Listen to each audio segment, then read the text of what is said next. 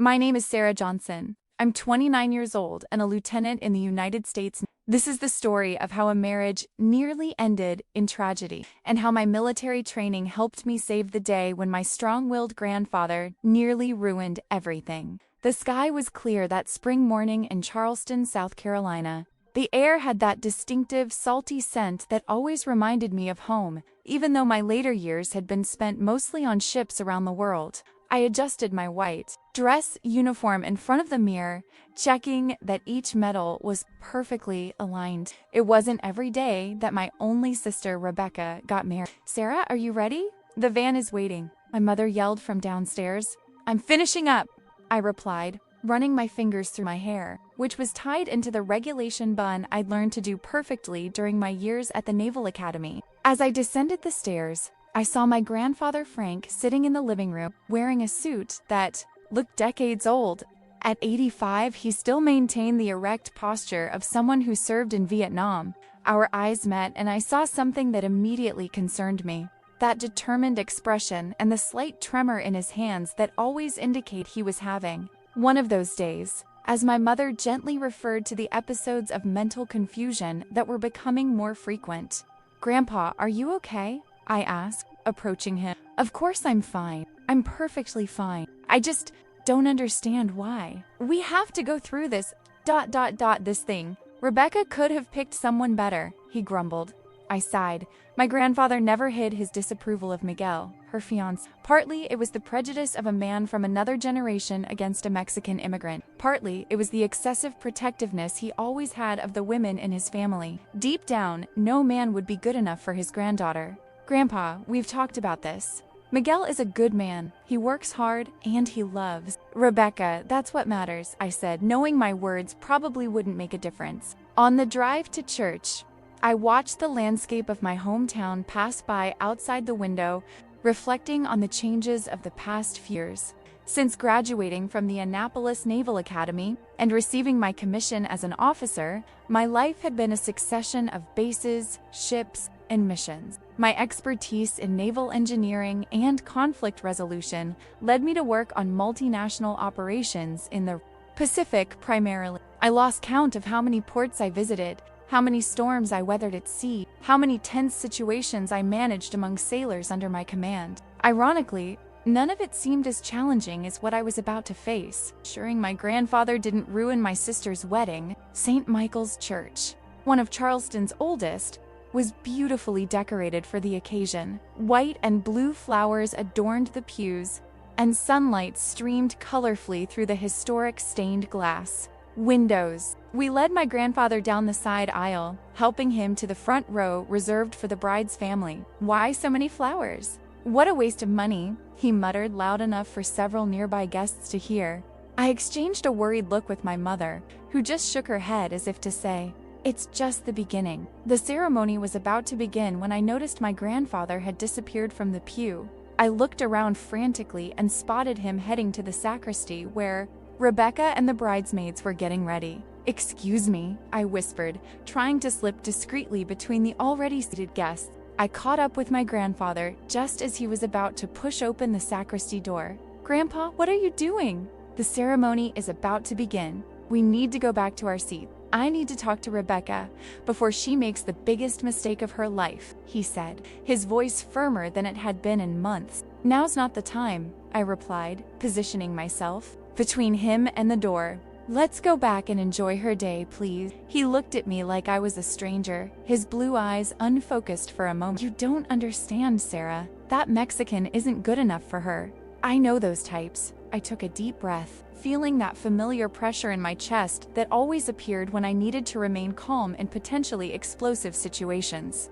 In the Navy, I learned that tone of voice and body language are as important as the words themselves. "Grandpa, let's take a quick walk outside. We need some fresh air before the ceremony starts. Then we'll come back to see Rebecca coming in, okay?" To my relief, the suggestion to leave seemed to work. I gently led him to the church's side garden, mentally thanking him for the crisis management training I'd received. We walked slowly among the ancient trees as I tried to soothe him with stories of sailing and the few happy memories he could still recall. "Remember when you took me fishing at the lake when I was 8? And how proud you were when I caught that huge fish. A faint smile appeared on her wrinkled face. You've always been brave, even when you were little. I learned from you, Grandpa. I managed to distract him long enough for the wedding march to begin playing inside the church. We hurried back, and miraculously, we were able to settle in just in time to see Rebecca walk down the aisle. She was radiant, and for a moment, I thought everything would be okay. The ceremony went smoothly until the critical moment when the priest asked if anyone objected to the union. I felt my entire body tense, but my grandfather remained silent, though his expression betrayed his displeasure. The real trouble began at the reception, which took place in an elegant ballroom overlooking the Charleston harbor. Miguel's family, largely from Mexico and Texas, mixed with our predominantly Charleston family, creating a cultural contrast that I found fascinating but clearly bothered my grandfather. As the guests danced and celebrated, I noticed my grandfather was drinking more champagne than he should have, considering his medications. I tried subtly switching his glass for water a few times, but he always managed to get a new drink. As the night wore on, his expression grew more grim. He sat alone at a table near the bar, watching the celebration with a critical eye. I decided to sit with him, hoping to avoid any awkward. Are you enjoying the party, Grandpa? I asked, trying to sound casual, too noisy. I don't understand half of what these people are saying, he complained, pointing to Miguel's family members who were chatting animatedly in Spanish. They're just happy for Miguel and Rebecca.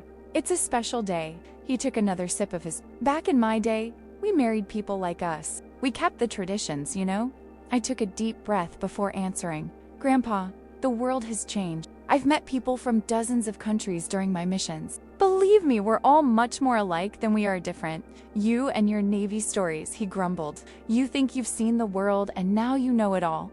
The moment I had been dreading arrived when Miguel approached our table, smiling genuinely, trying once again to win my grandfather's approval. Mr. Johnson, I want to thank you for coming and allowing me to be a part of your family. Rebecca has told me so many stories about you, about how brave you were in serving our country. My grandfather looked at Miguel as if he were seeing a ghost. For a second, I thought he would react well, but then he stood up abruptly. Get out of the way, boy, he said, pushing Miguel aside. Don't give me that talk. You don't know anything about serving this country. Grandpa, I exclaimed, standing up quickly. Miguel, ever kind, tried to smile. It's okay, Sarah. I understand it's an emotional day for everyone. No, it's not okay, my grandfather said, his voice growing louder. People at nearby tables started to stare. My father was born in this country. I was born in this country. All the Johnsons were born in this. Frank, please. My mother approached, trying to calm the situation. Stand back, my grandfather said, his voice now almost a shout. Stand back, everyone.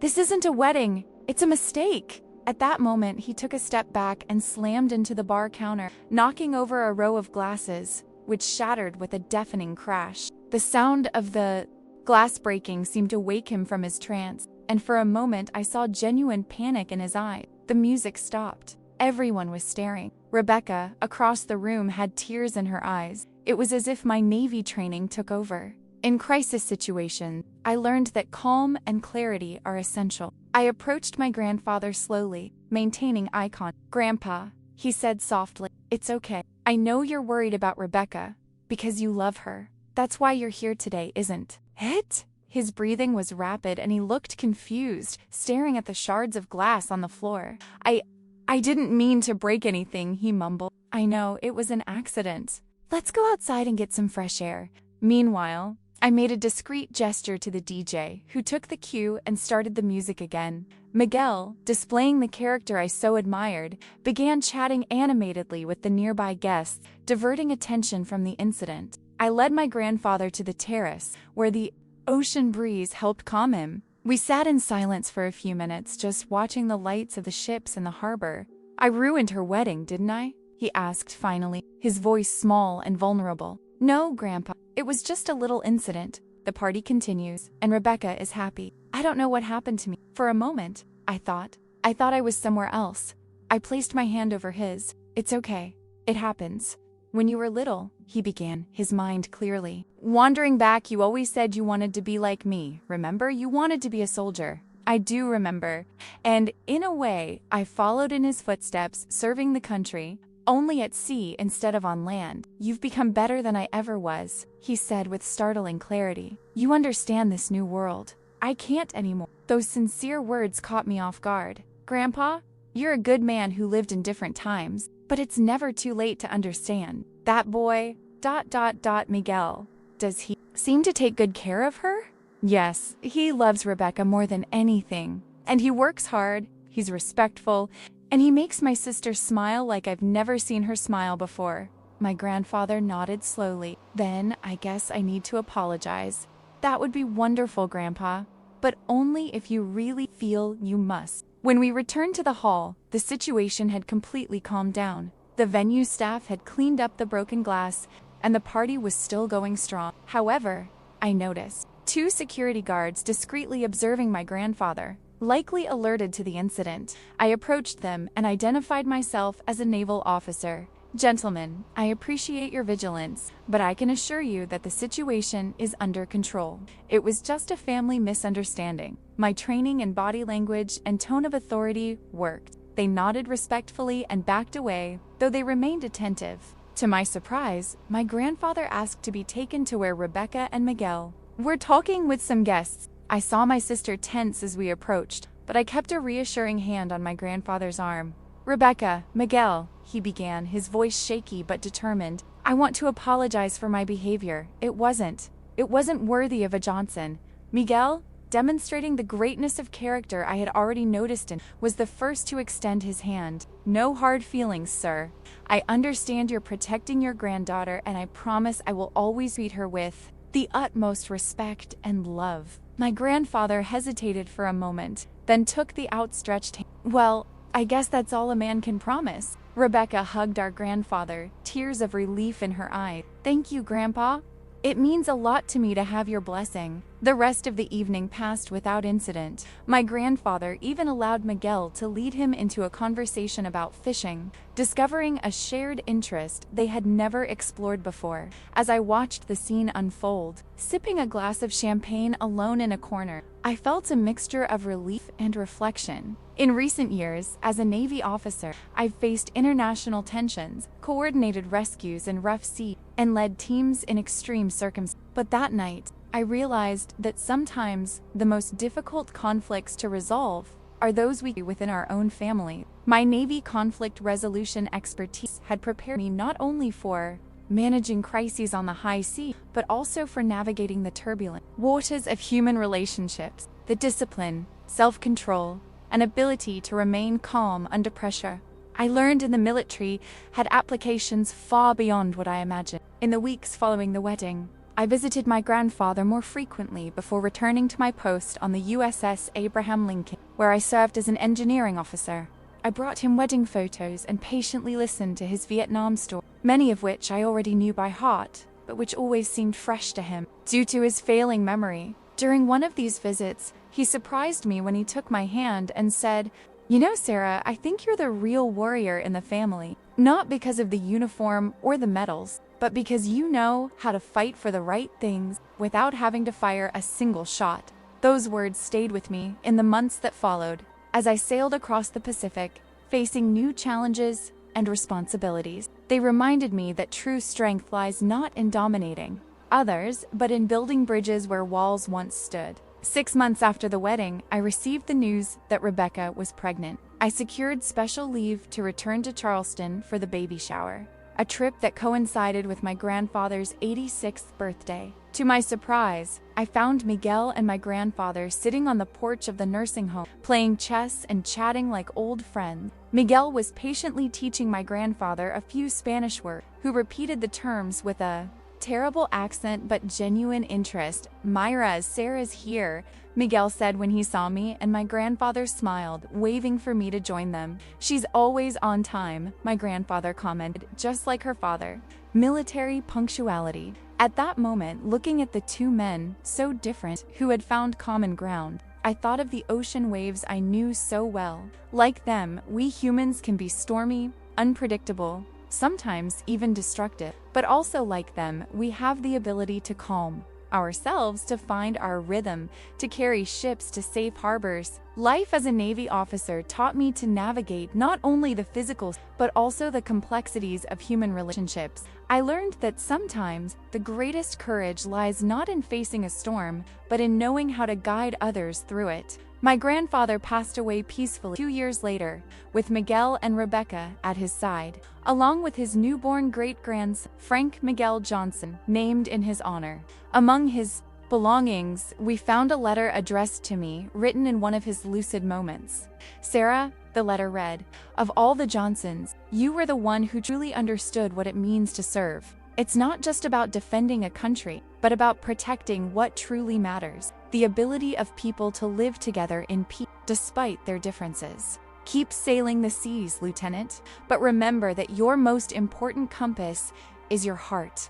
Today, as a Lieutenant Commander, I carry these words with me on every mission. And when new officers under my command ask about leadership in times of crisis, I tell the story of my sister's wedding, the broken glasses, and how true victory came not from an order or a show of force, but from the ability to see the human aspect behind the conflict. Because in the end, whether in the vast oceans or in the small party room, we're all just trying to find our way home. Sometimes, when I stand on the deck of the ship at sunset, I think about that wedding night, how everything could have ended so differently if I had reacted with anger or shame to my grandfather's actions. How Miguel could have been so insulted that he never gave my grandfather another chance. How security guards could have intervened, turning an awkward family moment into a police incident. During my years serving in the United States, I participated in rescue operations, humanitarian missions, and international exercises that tested my physical and emotional limits.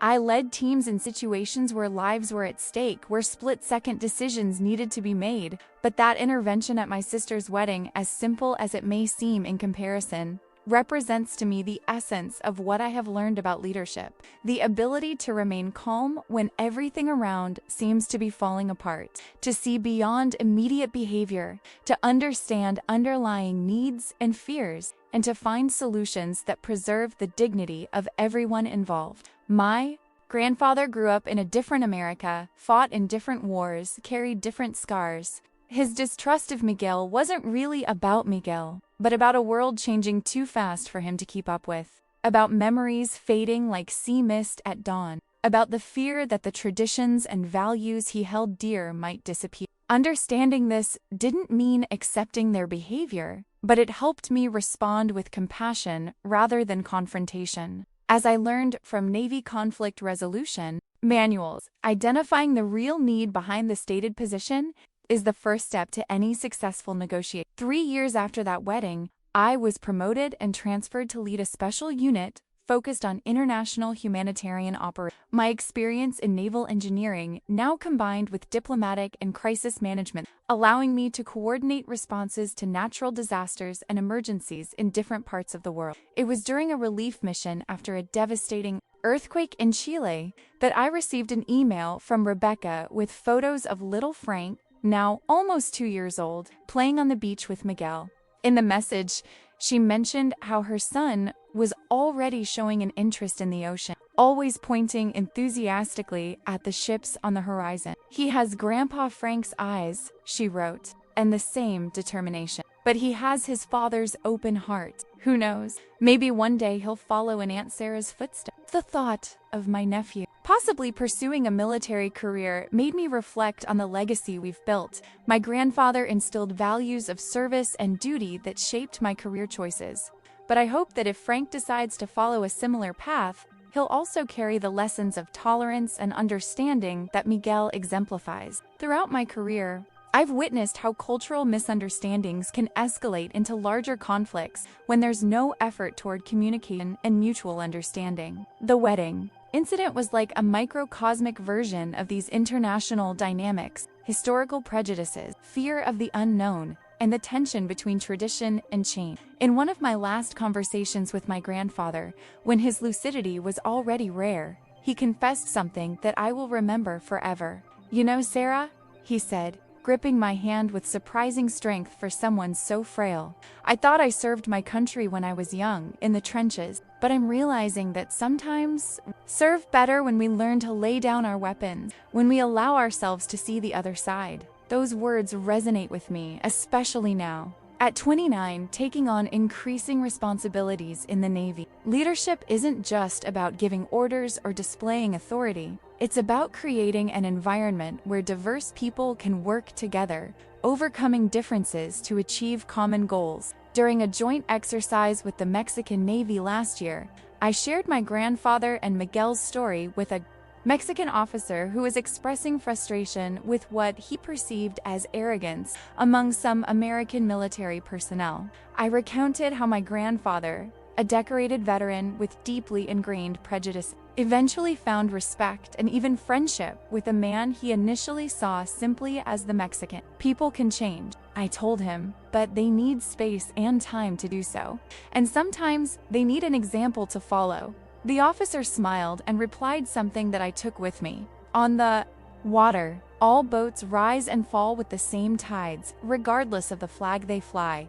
This philosophy has guided my approach to command. On the ships I've served, I've worked to create a culture where diversity is not only tolerated, but valued, where different perspectives are seen as strategic assets, not obstacles to uniformity. When I receive new officers under my command, especially those from backgrounds outside the traditional American military, I make a point of learning their stories, understanding the unique paths that brought them to this point. I strive to be the kind of leader I wish I had had when I was younger, demanding in my standards, but compassionate in my approach. One of my greatest professional satisfactions came when a young Hispanic officer approached me after a particularly challenging mission. She had faced subtly prejudiced comments from some colleagues, but instead of reacting angrily, she used her cultural knowledge to facilitate a rescue operation in a coastal community where few spoke English. "I learned from you, Commander," she told me, "to see my difference as a strength,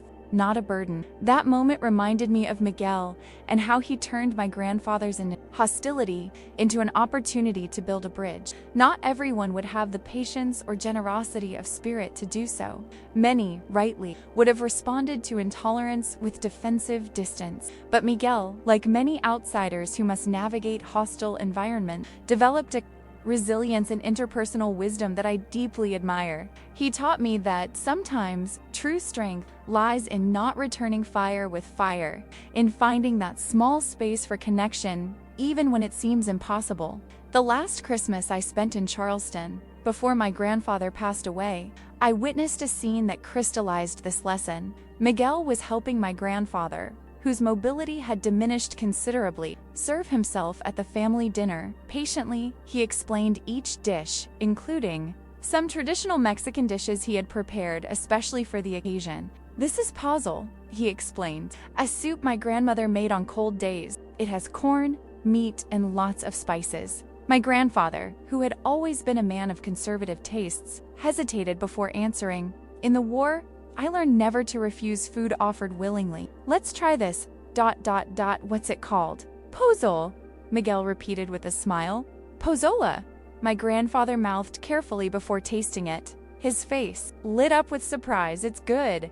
It reminds me a little of the stew my mother used to make." That small moment of connection through food, something so fundamental and universal, symbolized for me how bridges can be built even between people separated by generations, cultures, and experiences. As a Navy officer, I've seen this same dynamic on an international scale. During humanitarian missions, sharing meals with local communities or military forces from other countries often creates spaces for connection that transcend language and political barriers. Perhaps this is the most valuable lesson I take away from my sister's wedding night: the importance of creating spaces where genuine dialogue can happen, where people can let down their defenses enough to truly see each other. When glasses shattered in the bar and everyone froze, I had seconds to decide how to respond. I could have reacted with embarrassment or with authority. I could have called security or publicly reprimanded grandfather. Either reaction would have only escalated the situation. Instead, I chose to see beyond the disruptive behavior to the vulnerable and confused man behind it. I chose to offer dignity in a moment of loss of control.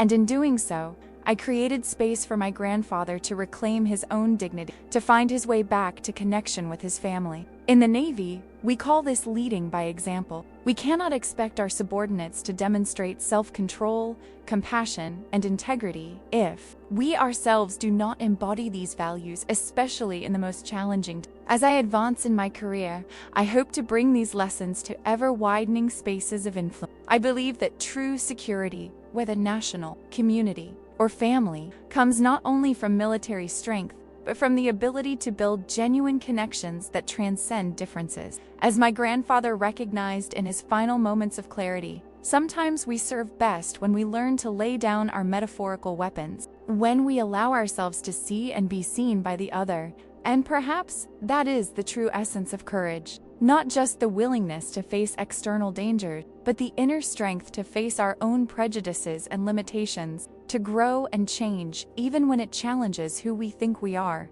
As the USS Abraham Lincoln sails across the Pacific under a starry sky, I carry these reflections with me. The oceans I cross constantly remind me that the borders that divide humanity are, ultimately, constructions as temporary as the lines drawn in the water. And in every port I visit, in every mission I undertake, in every team I lead, I try to honor my grandfather's complex and evolving legacy, to serve with courage, to lead with integrity, and always to work to build bridges where others see only chasms.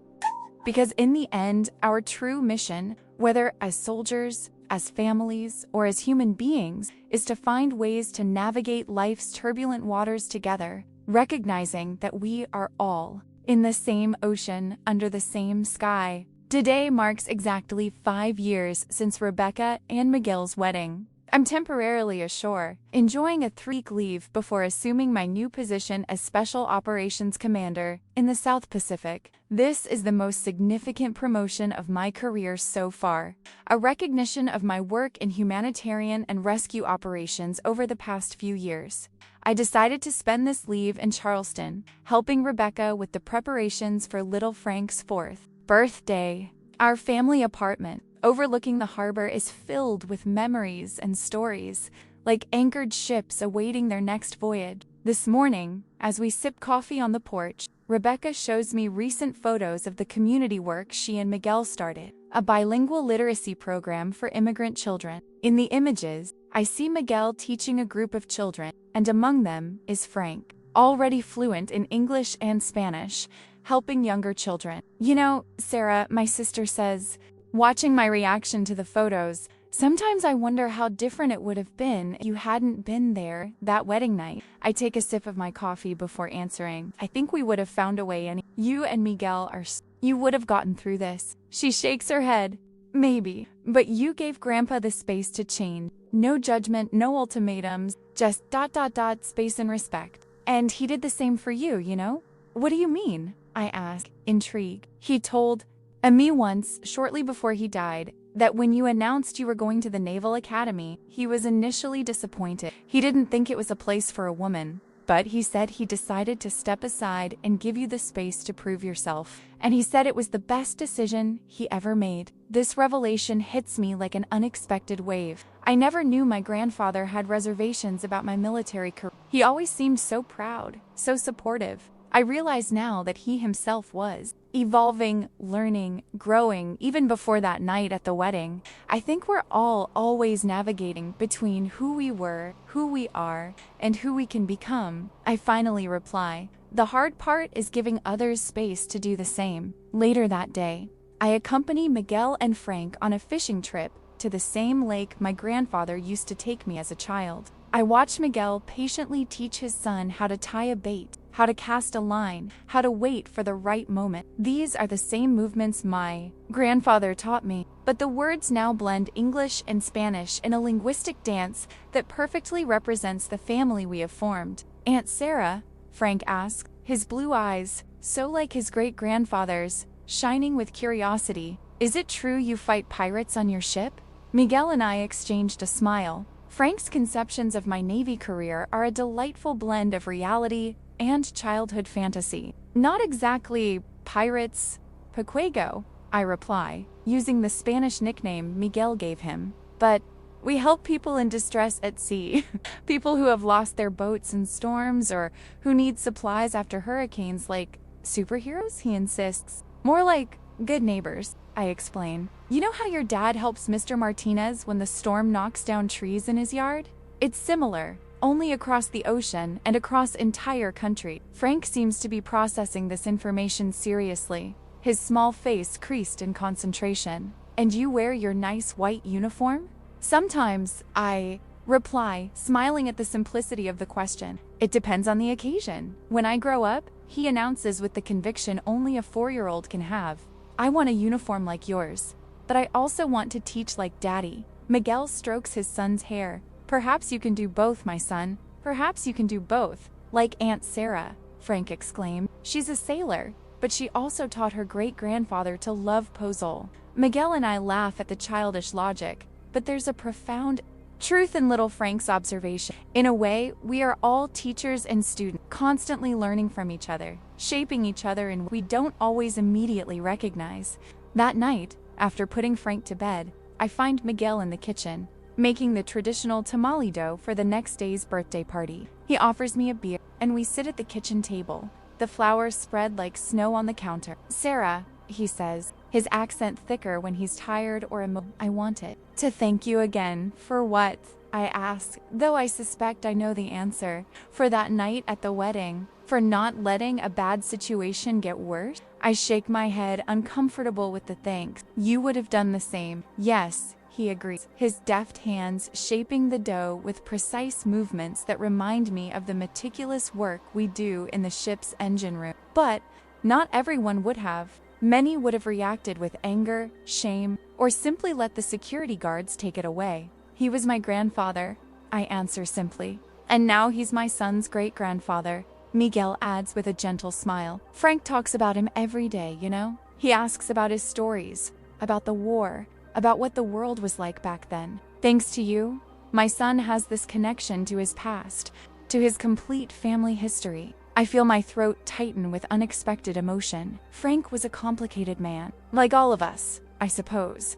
Yes, we're all complicated, Miguel agrees. That's why we need people like you, Sarah. People who can see beyond the moment, beyond anger or fear. People who can build bridges. His observation resonates with something my previous commander said during my performance review that led to my recent promotion. Johnson, he had said, your value to the fleet isn't just in your technical competence or your conventional leadership. It's in your ability to navigate complex cultural waters and create cohesion where others see only division. At the time, I interpreted the comment primarily in terms of my effectiveness in multinational missions, where I frequently served as a point of contact with naval forces from other countries. But now, talking to Miguel, I realized that this skill was cultivated long before my naval commission in the complexities of family life, in the small and large challenges of growing up among changing generations. You know, I say to Miguel, helping him wrap the tamales in corn husks, the Navy trained me to manage crises, to stay calm under extreme pressure, but I think I learned the most important lessons long before, right here. With your grandfather? He asks. With all of you, I reply. With my grandfather, who showed me how rigidity can bring both strength and fragility. With my mother, who managed so many family storms with quiet grace. With Rebecca, who always knew when to insist and when to give in.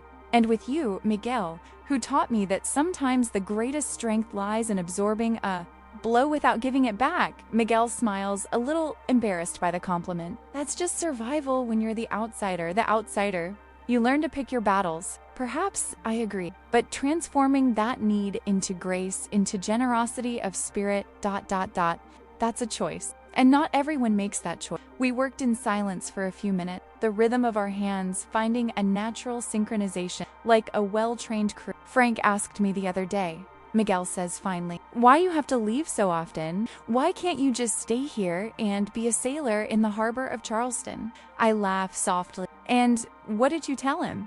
He said his Aunt Sarah has a very important job, helping people in faraway places find their way home safely, like a guiding star. The metaphor resonates deeply with me. Since childhood, I've been fascinated by celestial navigation, by the idea that sailors for millennia have relied on the same stars to find their way across vast and unpredictable oceans. At the Naval Academy, I was particularly dedicated to this aspect of training. Even in the age of GPS and satellite navigation, a guiding star, I repeat thoughtfully. I like that. Though sometimes I feel more like a small flashlight trying to illuminate a very dark ocean. Stars are also small from afar, Miguel replies. Stars also appear small from afar, but that doesn't diminish their light or importance. The next morning, while helping set up the party decorations, I receive a message from my new commander, requesting that I return to base 2 days ahead of schedule. An evacuation operation is being planned for a small Pacific island threatened by a typhoon, and my expertise is needed. I feel the familiar conflict between duty and family, that tension all military personnel know so well. I enter the house to find Rebecca and break the news, expecting to see disappointment on her face. Instead, she simply nods in understanding. I'll explain to Frank, she says. He'll understand that his guiding star aunt has worked. Aunt guiding star? I ask, surprised. Rebecca smiles. That's what he's been calling you ever since Miguel explained why you're always traveling. He even drew a picture for you to take with you. She hands me a folded piece of paper, revealing a child's drawing. A ship under a night sky filled with colorful stars. A figure in a white uniform stands on the deck, much larger than the ship itself, almost touching the stars above. For Aunt Sarah, it says in uneven letters, some backward, in a mixture of English and Spanish that is purely Frank. My guiding star. I carefully fold the drawing and place it in my shirt pocket close to my heart. It will accompany me on my next mission, a reminder of why we do what we do, why we serve. Because in the end, it's not just about ships and oceans, boundaries and defenses. It's about the people we love, the communities we build, the bridges we build over turbulent waters. It's about being present in the crucial moment, when glasses break and tensions boil over, and finding our way back to the shared humanity that exists beyond our differences. As a soldier, I'm trained to respond to crises, to plan operations, to lead under pressure. But my most valuable training came from life, learning to see the fear behind the anger, the vulnerability behind the rigidity, the universal desire for connection that exists even in our most divided moments. As I prepare to leave Charleston earlier than planned, I carry with me not only Frank's drawing, but also the lessons from that night at the wedding, that sometimes true courage lies in taking a step back rather than forward, that true strength can be found in kindness, that even broken glasses can be transformed into something new and beautiful if we know how to pick up the pieces. And so, as I did that night, and as I do every day in my service in the United States Navy, I sail onward, not as a warrior seeking battle, but as a bridge builder seeking to connect distant shores, not as an unreachable star, but as a steady light helping others find their way home. Because we are all sailors on turbulence, seeking safe harbors. And the real question is not whether we will face storms, we certainly will, but how we will navigate through them, and who we will choose to take with us on the journey. 2 years have passed since Frank's birthday party. Much has changed since then. My position as Special Operations Commander in the South Pacific has taken me to places I never imagined, to challenges that have tested my limits in unexpected ways. The evacuation operation I was called to that day turned into one of the most complex and rewarding missions of my career. The typhoon, initially forecast to be a Category 3, rapidly intensified to a Category 5, leaving less than 36 hours to evacuate more than 2,000 residents of a remote Pacific island. I coordinated a multinational task force that included ships and aircraft from the US, Australia, Japan, and New Zealand. Differences in language, protocols, and equipment created the potential for confusion and conflict, especially under the extreme pressure of the approaching storm. It was then that the lessons from that wedding night, so many years ago, proved invaluable. When tensions arose between Japanese and Australian commanders over evacuation routes, I applied the same approach I had used with my grandfather, creating space for each party to express their genuine concern. identifying shared needs behind seemingly conflicting positions, and guiding the group toward a solution that preserved everyone's dignity and core values. We managed to evacuate all 2,153 people before the typhoon hit. No lives were lost. The operation was later cited as a model of effective international military cooperation in humanitarian crises. In the official report, I was praised for my remarkable ability to integrate diverse forces into a cohesive unit under extreme pressure. What the report couldn't mention, was that this skill was forged not just at the Naval Academy or in earlier operations, but in a Charleston ballroom amid broken glass and broken hearts. In recognition of this and other work, I received a promotion to Corvette Captain 6 months ago, accompanied by a new assignment, naval attached at the American Embassy in Mexico. The irony of the situation was not lost on me, and it certainly would have made my grandfather laugh. Today I'm back in Charleston on another brief before I take up my position in Mexico. It's Christmas Eve, and the house is packed with my extended family. Rebecca and Miguel, now with 2 children. My mother, grayer, but still energetic. Cousins, aunts and uncles, and the newest member of the family, Diego, a marine archaeologist I met during a reef conservation mission in the Caribbean, and who, after an 18-month long-distance romance, accepted my marriage proposal. Diego, a second-generation Mexican-American, grew up in San Diego with a father who served in the U.S. Coast Guard. His understanding of military life, combined with his own international career, makes our unconventional relationship more viable. And his fluent Spanish has been invaluable as I prepare for my next assignment. Tonight, as we gather for our traditional Christmas dinner, our table reflects the Johnson family's evolution. Alongside the usual turkey and cranberry compote, there are tamales, prepared by Miguel, ceviche brought by Diego's parents from California,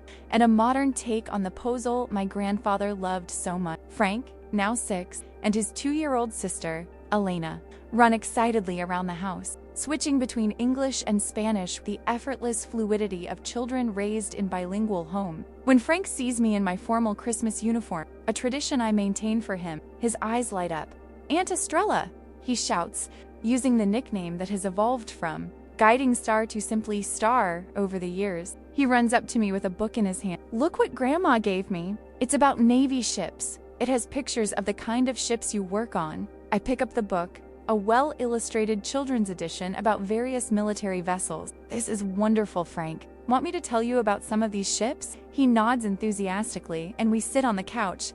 Diego joins us, bringing cups of hot cider for the adults and hot chocolate for Frank. As we leaf through the book together, I share simple stories about my experiences on the various ships I served on. "And this one," I say, pointing to the picture of a hospital ship, "is very special. It's not a warship, but a ship that helps people. It has doctors, nurses, and equipment like a whole hospital." Frank's eyes widen. "He fights diseases instead of people?" Diego laughs softly. "Exactly, champ. Some of the most important battles aren't against other people, but against things like disease, famine, or natural disasters." Frank considers this seriously. "How do Mom and Dad work with children who can't read?" "Exactly, I agree," impressed by his understanding. "We all fight different but important battles." Later, after dinner and the gift exchange, when the children are finally in bed dreaming of Santa, the adults gather on the porch despite the chilly December air. Charleston Harbor glimmers in the distance, ships illuminated like islands of light in the darkness. Miguel raises his glass in a toast. "To family," he says, "in all its shapes and sizes. To absence and return," Diego adds, squeezing my hand, fully understanding the constant cycle of military life. Rebecca smiles, her face reflecting the Christmas lights. "To Grandpa Frank," she says softly, "who taught us that it's never too late to change, to grow, to love more broadly." I feel a lump in my throat as I add my own toast.